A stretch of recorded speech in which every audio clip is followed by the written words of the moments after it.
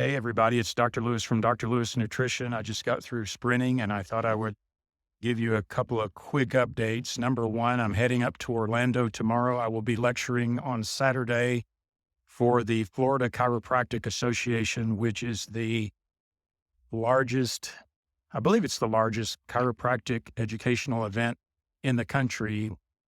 We are expecting around 3,000 people to show up, and I will be talking about the power and the effects of aloe and rice bran polysaccharides and a lot of the research that my colleagues and I conducted at the University of Miami while I was there as a full-time researcher. So if any of you would like to attend, please go to thenationalchiro.com.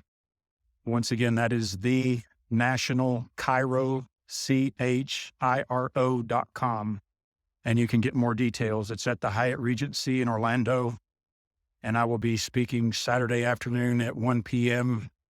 Again, talking about all of the research that we conducted leading to the creation of Dr. Lewis Nutrition and Daily Brain Care. I'd love to see you there. So please try to attend if you're in the area.